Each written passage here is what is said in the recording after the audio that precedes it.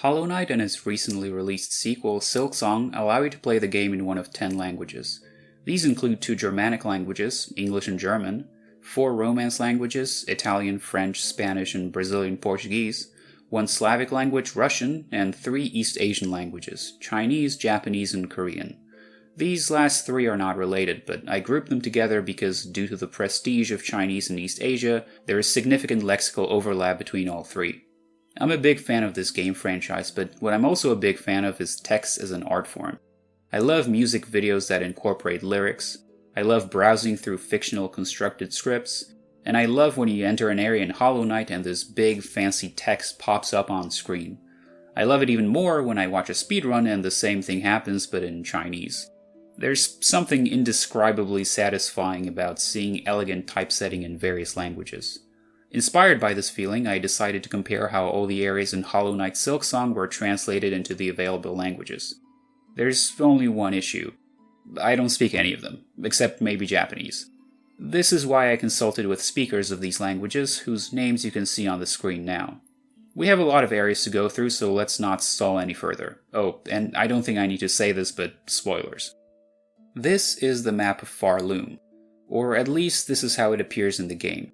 Unfortunately, it doesn't include all areas, mainly because some of them are incorporated into bigger neighboring areas. But this is nothing that can't be fixed with some mediocre Photoshop skills. First, let's separate Moss Grotto from Bone Bottom. Then we can split Wisp Thicket from Greymoor. The map also doesn't include the Mist, and for a good reason, but you can enter it from the top left of Sinner's Road, or the bottom left of Bilewater, so let's just place it somewhere there. Finally, we can disassemble the Citadel into its constituent areas. It doesn't look great, but this is the best I could do. With these modifications in place, let's explore Pharloom in 10 languages. And we'll start with the name of the kingdom itself. The English name seems to be a combination of far and loom, but spelled weird to obfuscate the fact that it's just an adjective and a noun stuck together. Some languages didn't bother translating the name at all, hence the German Pharloom, French Farloom, Russian Farloom, Japanese Farloom, and Korean Pharloom. Italian and Spanish both went for a combination of far and web, with lungitela and tela lejana, while Portuguese combined the verb to spin thread and long. This is a little surprising because longe means far, which would preserve the original meaning, but longo just means long, but maybe it has a better ring to it. Chinese combined to weave with web. I also highly suspect that Portuguese and Chinese wanted to keep both the original meaning and sound, because fiarlongo and fangluo kind of sound like Pharloom. We're starting our adventure in the lush and peaceful Moss Grotto. Some languages went for a direct translation, such as German Moosgrotto and Italian Grottamuschio. You can see that the grotto part is at the end in German and at the beginning in Italian. This is because Romance languages are head initial. The head is the main word of a phrase. In this case, Moss Grotto is a grotto, not a moss, so grotto is the head. Romance languages like Italian put the head at the beginning of the phrase, so we get grotto moss. Our 3 Asian languages are head final, so grotto comes at the end, as in the Chinese taixue and Korean ikkitonggul. Japanese koke no dokutsu also adds a possessive marker between the 2 words, so it's like saying cave of moss. Such linking words are sometimes found in compound phrases in Chinese, Japanese, and Korean, but are not obligatory. The Japanese and Korean words for cave are cognates, as both are borrowed from Chinese. The Chinese translation of this area does not use that word, but it will come up in the name of another area later. You can also see that Chinese and Japanese use the same character for moss, but the words are not related. In this case, the Chinese character was borrowed and applied to a native Japanese word, so it's like if we took the Chinese character for moss and used it to spell the English word moss, except a little less cursed. If you're an English speaker, you might take it for granted, but in many languages you can't just put 2 nouns together and have one describe the other, as in cat food, leg day, or indeed Moss Grotto. It's possible in German, where such compounds are usually combined into a single word, something the language is famous for. It's also a valid strategy in our 3 Asian languages. However, it's not usually possible in Romance and Slavic languages, that's why the Italian translation is sort of an outlier here, but apparently this practice is not uncommon in translations. What's the alternative? Well, you either use a genitive construction, as in grotto of moss, or do what our remaining languages did and use an adjective, as in mossy grotto. Romance, and especially Slavic languages, have very robust systems of forming adjectives, so you can take pretty much any noun and turn it into its adjectival equivalent. So this area is rendered as gruta musgosa in Spanish, gruta musgosa in Portuguese, and mshisty gruot in Russian. French also uses an adjective, but of course has to be different, so we get grotte verdoyante, not a mossy cave, but a lush one. Leaving Moss Grotto, we enter the first settlement on our way, Bone Bottom. A bottom is basically a low-lying land, and almost every translation of this word came out differently. German went for a direct calque, Knochengrund, and so did Korean, though with the addition of a possessive marker, pyoepadak. Chinese also went for a direct translation, but added a word town to tell you what the place actually is, Haidi-zhen. This is not the last time we'll see this direct translation plus descriptive word strategy applied in Chinese. With Romance languages and Russian, you can see what I discussed before. Sometimes we get a genitive construction, as in gouffre d'eau and valley dos ossos, and sometimes an adjective, as in vaeoseo and kustyanaya nizina. We mostly have valleys and lowlands here, but interestingly, the French word gouffre generally refers to a shaft cave, though looking at the map of the area, it feels appropriate. Finally, Japanese and Italian offer us the most interesting translations. Italian bossopiano is a play on the word bassopiano, which means lowland, but the first a is replaced with o, because osso means bone. In Japanese honetamari no fumoto, the final word generally refers to the foot of a mountain, which is close enough, and honetamari would be like a pile of bones, because tamari as a suffix is a pool or gathering of something, as in mizutamari or tsidamari. West of Bone Bottom is Pharloom's thankfully much smaller version of Deepnest, Wormways. German once again uses a direct translation, Wurmwege, which makes sense since it's the most closely related to English out of all 9. Chinese 沙市虫道 is also structurally similar, though we specifically get sandworms. A few languages went for possessive constructions, so basically ways of worms, as in Italian via dei vermi, Portuguese covil dos vermes, Japanese jimushi no ana, and Korean pollegil. Although in Portuguese and Japanese, they're not ways, but rather a den or lair. French vermitaire basically translates to vermin lands, and Spanish gusaneras combines the word for worm with the suffix era, which basically refers to a place where something can be found. Like perro turns into perrera, so gusano gives us gusanera, but it's also plural. Finally, Russian chervotochine is literally just the word for wormholes, which, just like in English, is not limited to science fiction and can just refer to holes made by worms in the ground. East of Moss Grotto, we have Weavenest Atla. Now, it's not the only Weavenest in the game, but it's the only one that gets its own map, and Atla is just a name, so we can ignore it in translations and focus on the neologism Weavenest. Just like before, German and Chinese offer us direct translations, Weavenest Atla and Atla Zhichao.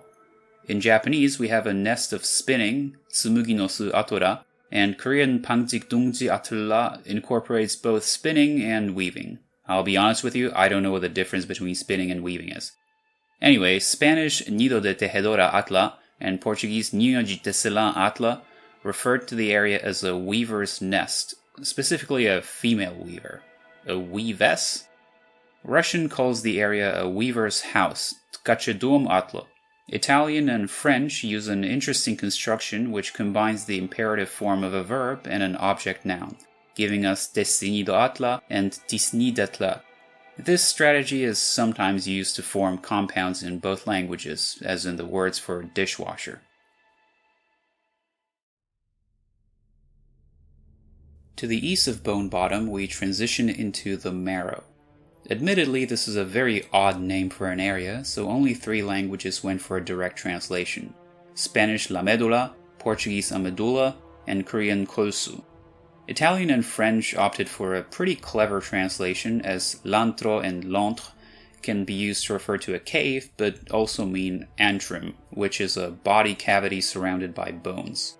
This is pretty apt, since the area is basically a cave made of bones. The Russian translation kostyak uses a word which could be understood as backbone, as in a fundamental structure. Other languages went for a more descriptive approach, with German Tal der Knochen, meaning Valley of the Bones, Japanese Sekizui no Michi, meaning Spinal Cord Road, and Chinese Suigu Dongku, meaning Marrow Bone Cave. No, not bone marrow, that would be the other way around. It's an odd translation, but I guess it's like saying marrow in the bone cave, or something along those lines. I also want to address the use of articles in these area names. In the original English, the definite article is only used at the beginning of a name if it consists of a single word, unless it's a compound or a proper noun. So we have the Marrow, the Slab, and the Mist, but Greymoor and Bilewater, and Bellhart and Verdania. This is consistent across all the other languages, which surprised me because if I know one thing about articles, it's that every language uses them differently. Obviously, this only applies to languages that have articles to begin with, in our case, all Germanic and Romance languages, because you won't find articles in East Asian and Slavic languages, except for Bulgarian. What's funny is that, in the end, Moss Grotto is a den in Chinese and cave in Japanese, Wormways is a road in Chinese and a den in Japanese, and the Marrow is a cave in Chinese and a road in Japanese. Moving on, we enter an area with a fairly straightforward and descriptive name, Deep Docks, so we can expect the same from its translations. Indeed, 6 languages went for a simple adjective plus noun combination, resulting in French que profond, Spanish muelles profundos, Portuguese docos profundos, Russian глубокие доки, Chinese shenwu, and Korean kipunpudu. German and Japanese went for a very similar phrase, something like docks of the depths, though the Japanese version Shinso no Minato mentions a harbor rather than a dock. Again, I don't know the difference. And the German translation Tiefenkai is singular.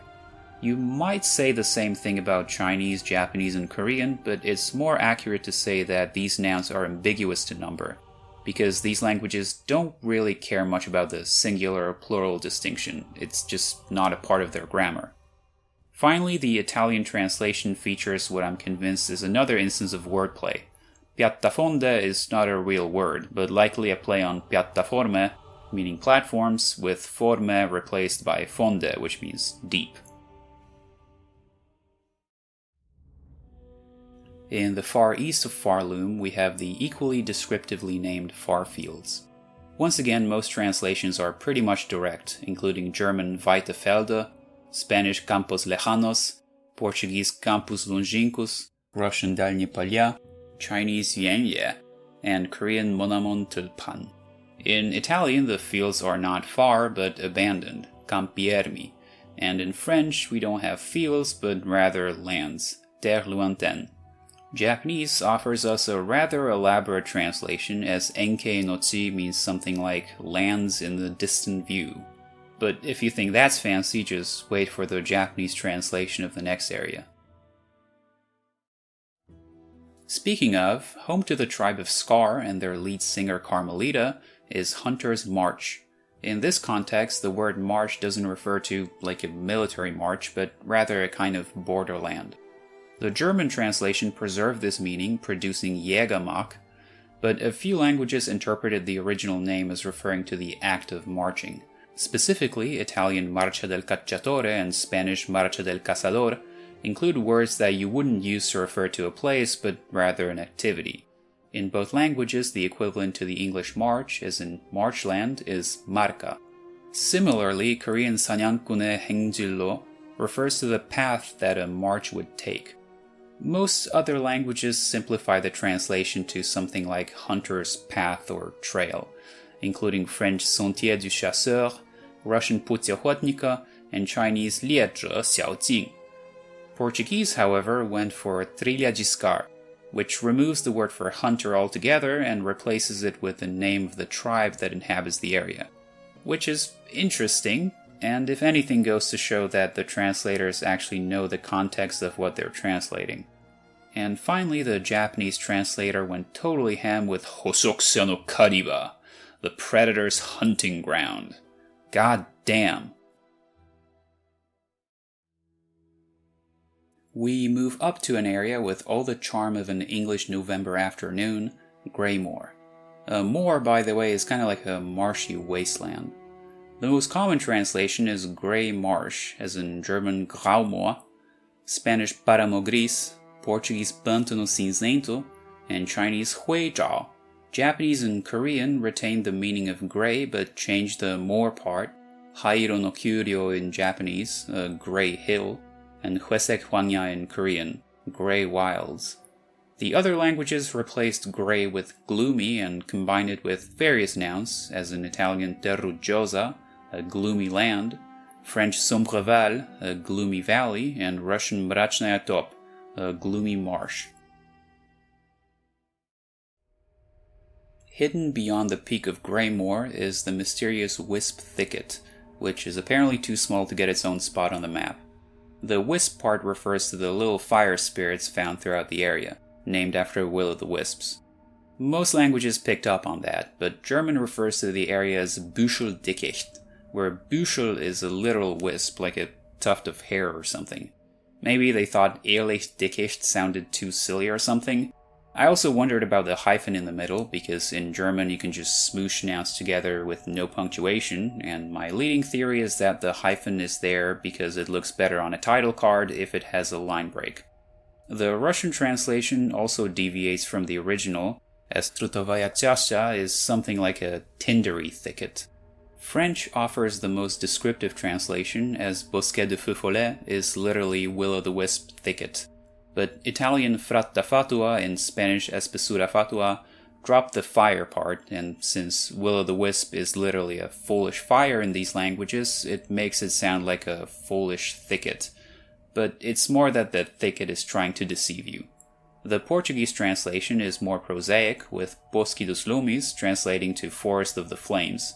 Chinese Huoling Zhuozong specifically mentions a bamboo thicket, which, it looks like bamboo, so fair enough, even though I think it's just bug legs.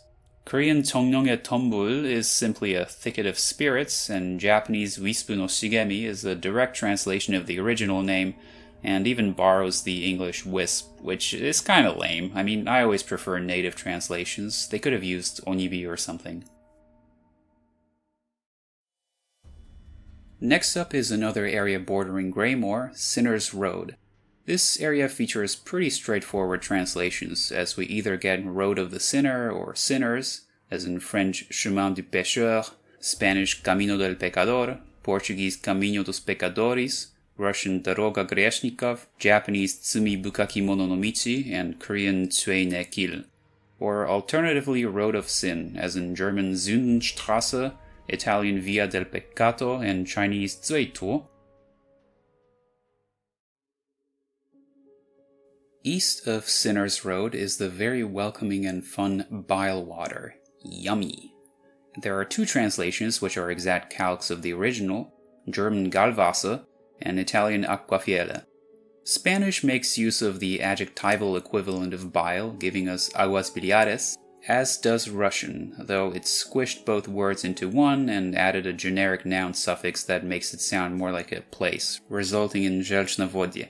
French, for some reason, refers to the area as a sack, bilsac, and all other languages decided to call it a swamp, as in Portuguese bilebrejo, Chinese fuzhizi, and Japanese taneki no numa, though a much more common word for bile is tanju, whose cognate is used in the Korean name tanjuba nup.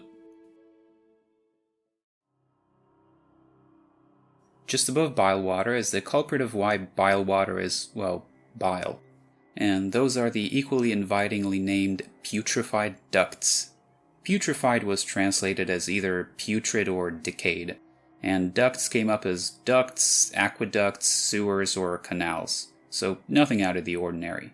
This gives us German verwaiste Aquädukte, Italian dotti Putridi, French conduits putrides, Spanish conductos putrefactos, Portuguese canais pestilentus, Russian gnili estoki, and Korean pupehan songsuro. Chinese went for a translation that means something like canals overgrown by rot, 腐殖区, and finally in Japanese the ducts are stinky, aksu no suiro.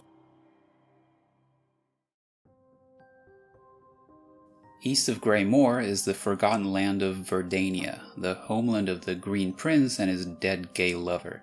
Verdania is a made-up name, even though if you look at it, it's clearly just green land. Most languages didn't bother coming up with a translation and just left the name as is, so I just need to read it in a bunch of stereotypical accents. We have German Verdania, Italian Verdania, Spanish Verdania, Portuguese Verdania, Russian Verdania, Japanese Berudania, and Korean Perudania.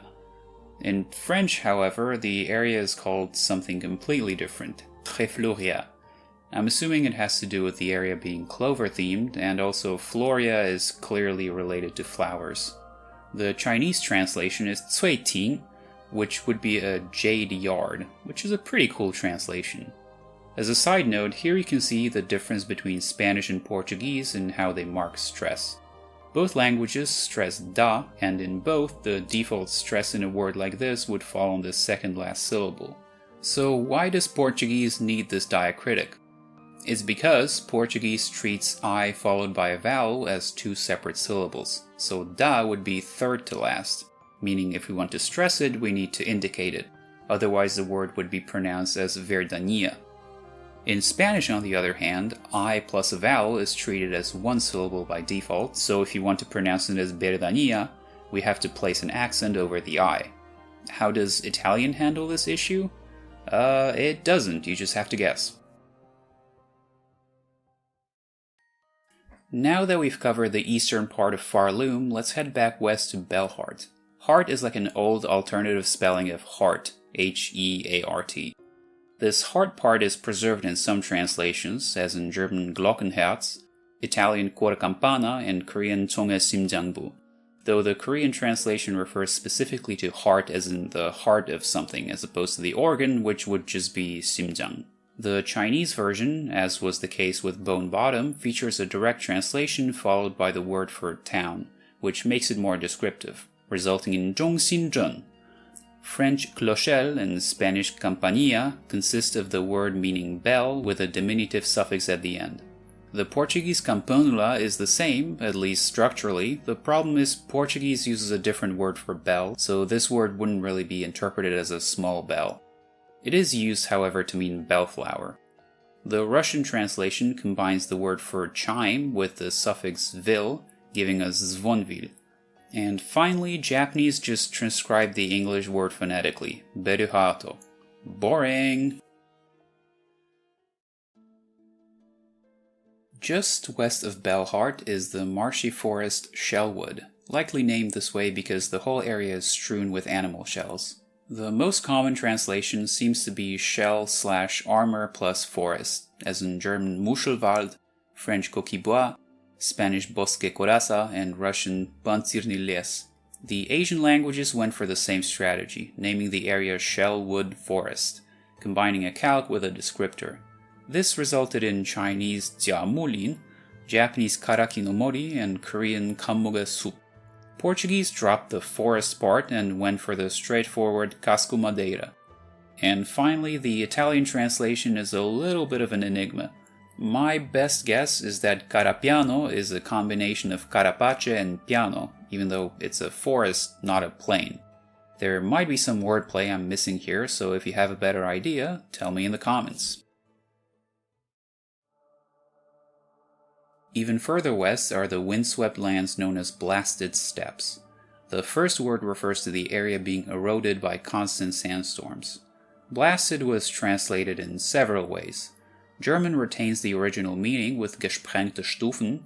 In Italian and Portuguese, the steppes are destroyed, gradini distrutti and degraus devastados, while French marche érodée and Chinese 石阶 tell us they are eroded. Spanish and Russian give us steps that are worn down, escalones ajados and potoczenie stupieni, although the Russian word can also mean sharpened. Meanwhile, in Korean we have weathered stairs, punghwaduen kedan, and if you look at the individual characters that make up the first word, weathered is literally changed by the wind. Japanese once again offers the fanciest translation with bohu no isidan, stormy stone stairs. The next area is situated right on top of blasted steps, and that is Sands of Karak. Karak is just a name, so it was unaltered in all translations. Most languages went for a very direct translation, with Italian sabbie di Carac, French sable carac, Spanish arenas de Carac, Portuguese areias de Carac, Russian pieski caraca, and Japanese karaku no suna. In German, the sands are singular, so we just get Sand von Karak. You might notice that Russian doesn't need a word like of, and that's because it has noun cases, which means things like of, to, or with often don't need to be separate words, but can be expressed by just changing the ending of the noun. Finally, Korean gives us karakue borebat, which makes it sound more like a place than just sands. And the same can be said about Chinese kala ka sha chuan, though because the final word can mean one of two things, you could interpret this translation as either sand plains or sand river, both of which feel pretty appropriate. Let me also use the word karak to explain something called epenthesis. Every language has rules governing which sounds can appear where in a word. For example, native Portuguese words never end in a k sound, so to make something like karak easier to pronounce, Brazilian Portuguese often inserts a dummy vowel e, karaki. This practice is common in East Asian languages, which have very restrictive syllable structure rules, though as you can see from this example, what vowels are inserted varies from language to language. In Italian, words almost never end in consonants, so it's common for Italians to insert a weak schwa vowel when pronouncing words that do, which is where you get the stereotypical mecca da pizza accent from. In the top west corner of Pharloom is the frigid Mount Fei. Fei, I think, is just a name. We also have Feiforn and the Fei down cloak. I don't know what Fei itself refers to, but it is an old word for a fairy, which seems to be what the German translation picked up on, as we get Feenberg. Italian also got a similar idea, as Montefatato retains the nuance of magic and also sounds a little similar to the original. Portuguese went for a different route with Monte Plumígeo, a neologism which incorporates the word for plumage, likely a reference to Feiforn, the giant bird found around the mountain's peak. Other languages, however, treated Fei as a proper noun, giving us French Montfait, Spanish Montefai, Russian Gora Fei, Chinese Fei Yeshan, and Japanese Fei Noyama. The Korean translation Pei's Hanji doesn't involve a mountain per se, but rather the whole area surrounding it. Between the mountain and the citadel is the slab. You wouldn't guess it from its name, but it's actually a prison. Two translations of this area specify this little detail, Japanese Kyoseki no ro, which would be a megalith prison, and Chinese 最石牢狱, literally sin stone prison. Most other languages just use their words for slab, as in Italian la lastra, Spanish la losa, Russian plita, and Korean sokpan. The remaining languages use a word that is similar in meaning, but maybe not exactly the same. German der Brocken is kind of like a chunk, French le bloc is a block, and Portuguese o rochedo is like a rocky formation, usually at sea, which the area is nowhere near, but whatever. Our final stop before the citadel is the most mysterious of all, the Banshee-infested mist. If you think they couldn't have possibly gotten creative with translating this area, you'd be mostly right, as 7 of the 9 languages just use a word that means mist or fog.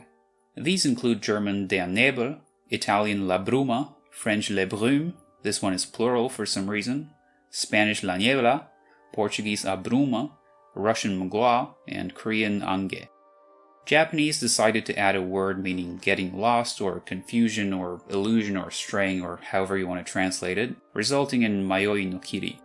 Chinese also uses a word with the same meaning, but instead of a mist, we get miasma, which is like toxic swamp fumes, resulting in mi zhang. I guess it is adjacent to Bilewater and Sinner's Road. Before we get into the citadel proper, let's stop by the Amazon warehouse that keeps it running, the Underworks. Only German went for an almost exact calque, Unterwerk. Some languages preserve the general meaning of the original but split it into two words, including Spanish talleres inferiores, Russian nizhnie cecha, and Korean tiha tsagopjang. Italian and French refer to this area as a foundry, which is like a metalworking factory. Despite the two words having the same spelling, Italian fonderia is plural and French fonderie is singular. The Portuguese translation is claustrophorgias, which isn't a real word, but it means exactly what you think it would mean. Chinese Shengbao Gongchang translates to Holy Fort Factory, and if I may jump ahead a little, Holy Fort in the Chinese translation refers to the citadel. Meanwhile, Japanese, not for the first time, offers the most elaborate translation, with Seiki no Ishizue meaning Holy Ground's Foundation, and no, the citadel isn't translated as Holy Ground in Japanese.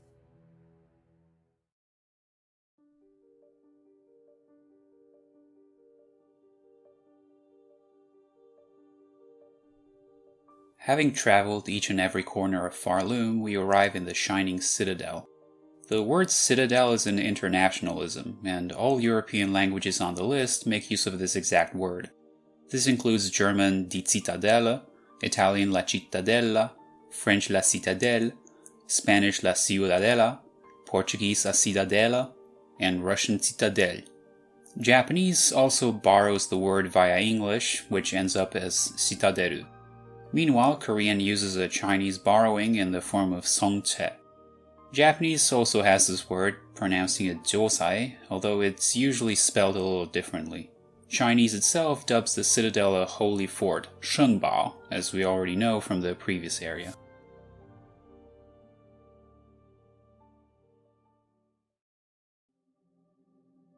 At the entrance of the citadel is the aptly named Grand Gate. Most languages translated it as something like great plus gate, including German Großes Tor, Portuguese Grande Portão, Russian Banshee Vrata, and Japanese Idai Narumon.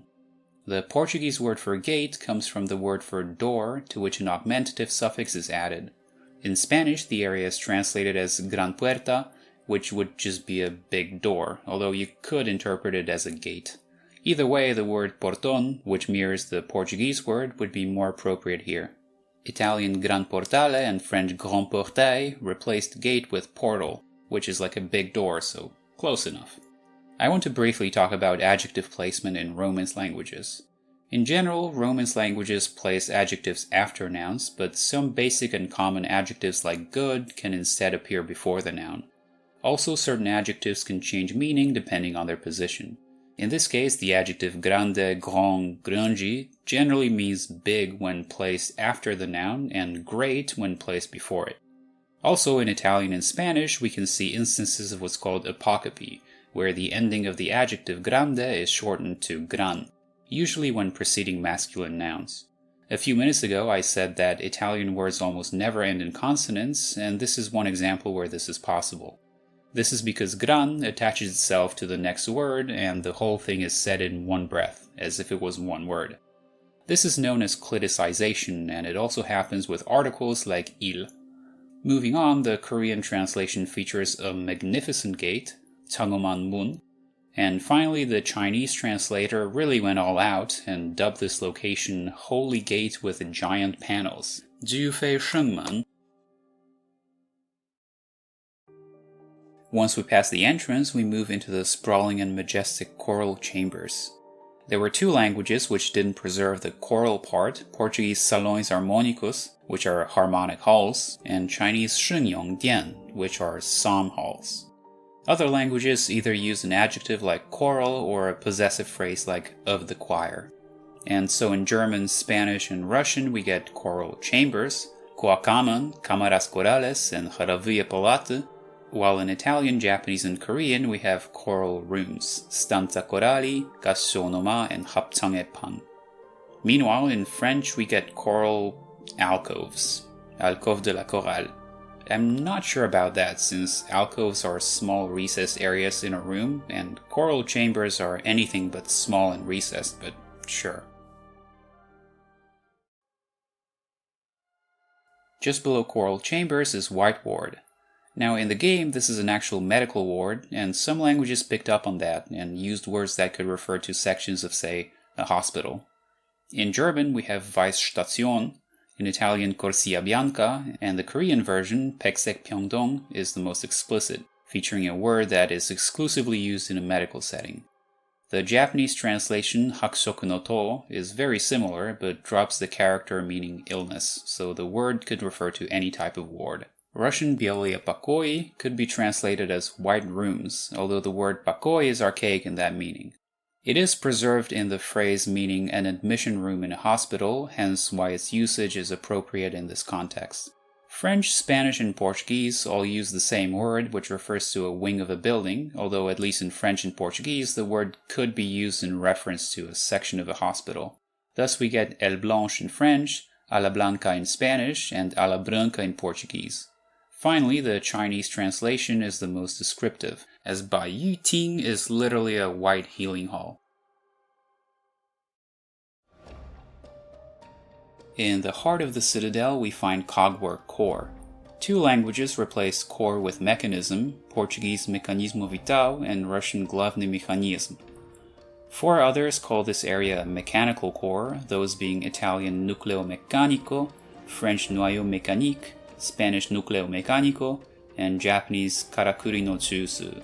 The two translations that are closest to the original are the German Reda ver Kern, again spelled with a hyphen, probably to split the word into two lines to look nicer, and the Korean Tomniba Kwihek. The Chinese version is a little odd.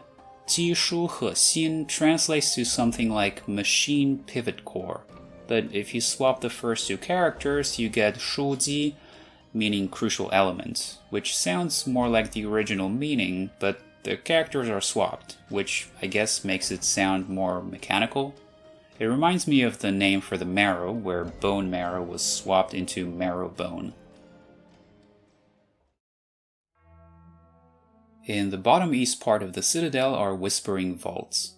This is an archive, storing deep lore about the kingdom and the citadel.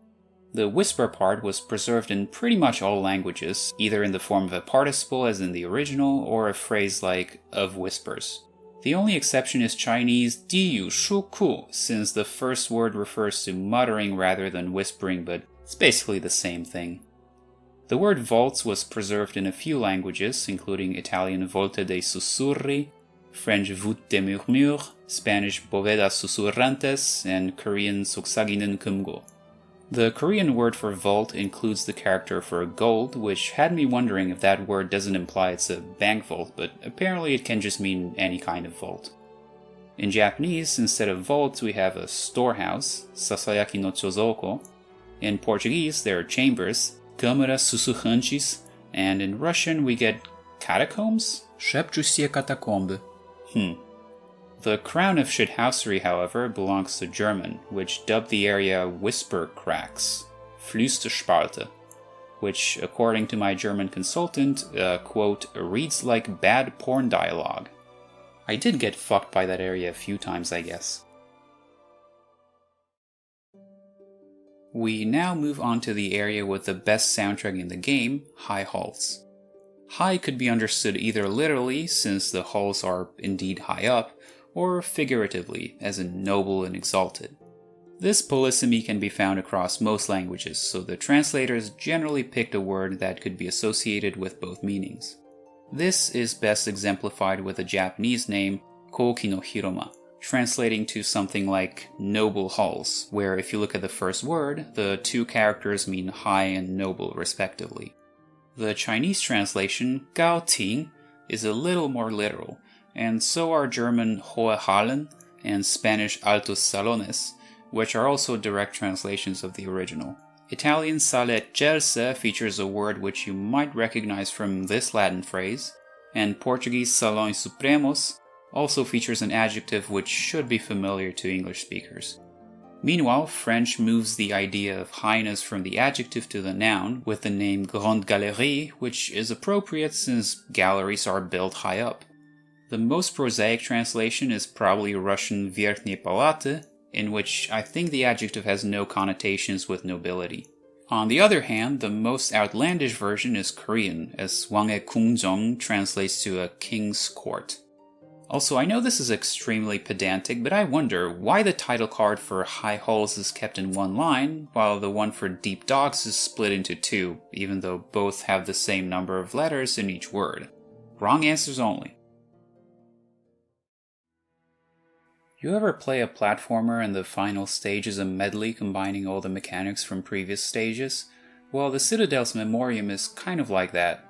As far as I know, memoriam is not a real word referring to a memorial location, and so it was copied wholesale into all European translations of this area.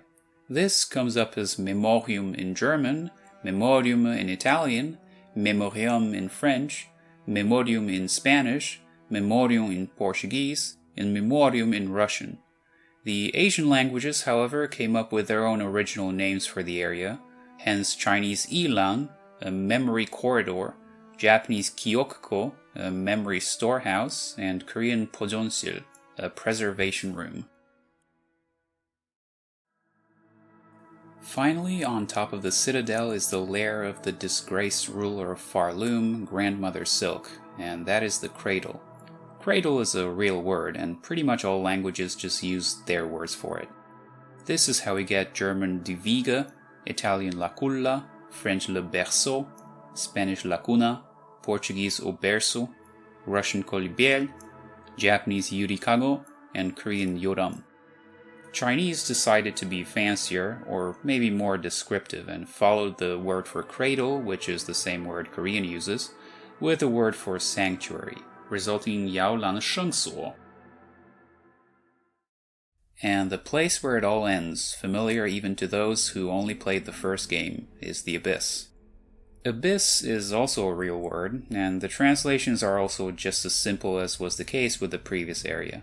We have German der Abgrund, Italian l'abisso, French les abysses, which, just like with the mist, is plural to make it sound cooler, Spanish el abismo, Portuguese o abismo, Russian bezdna, which is literally bottomless, Chinese shenyuan, Korean simyeon, and Japanese abise. Come on, get rid of that cringe English. Just use the same word Chinese and Korean used, sian. And with that, we're finished with our multilingual trip across Pharloom. There are some additional areas I didn't cover that were worthy of a title card in the game, like Coral Tower, Fleetopia, and Red Memory, but I think it's enough for today. If this video does well, I might make another one with names of items or bosses or something, and if it doesn't, I'll just go back to playing the game.